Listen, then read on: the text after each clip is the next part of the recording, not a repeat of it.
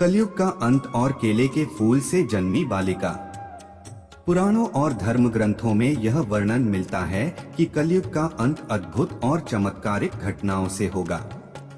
जब पाप, अधर्म, अन्याय और हिंसा अपने चरम पर पहुंचेंगे, तब पृथ्वी का संतुलन डगमगा जाएगा। हर जगह मानवता का अंत दिखाई देगा और लोग ईर्ष्या और क्रोध में अंधे हो जाएंगे। उस समय देवताओं का आशीर्वाद धरती पर एक अनोखे रूप में प्रकट होगा। कहा जाता है कि एक पवित्र वन में केले का एक प्राचीन वृक्ष होगा।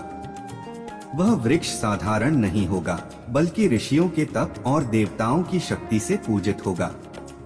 जब कलयुग के पाप से पूरी पृथ्वी डगमगाने लगेगी, तब उसी केले के फूल से एक दिव्य बालिका का जन्म होगा। वह बालिका कोई साधारण मानव नहीं होगी, बल्कि स्वयं शक्ति का अवतार होगी। उसके जन्म लेते ही पूरा वातावरण बदल जाएगा। जहां अंधकार था वहां प्रकाश फैल जाएगा, जहां हिंसा थी वहां शांति का संचार होगा।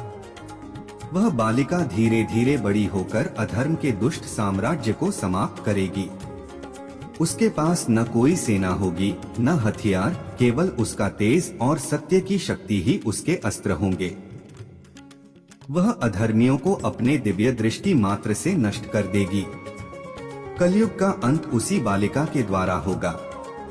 वह मानव जाति को पुनः धर्म, करुणा और सत्य के मार्ग पर ले जाएगी। यह प्रतीक होगा कि प्रकृति और देवत्व जब चाहें तो किसी भी साधारण सी वस्तु जैसे केले का फूल को भी दिव्य शक्ति का स्रोत बना सकते हैं। इस प्रकार कलयुग का अंत होगा और सत्ययुग का प्रारंभ। लेकिन यही अंत एक नए आरंभ का संकेत भी होगा, क्योंकि शास्त्रों में कहा गया है कि जब अधर्म फिर से सिर उठाएगा, तब विष्णु भगवान अपने अंतिम और महान स्वरूप में अवतरित होंगे। वह अवतार होगा कल की अवतार।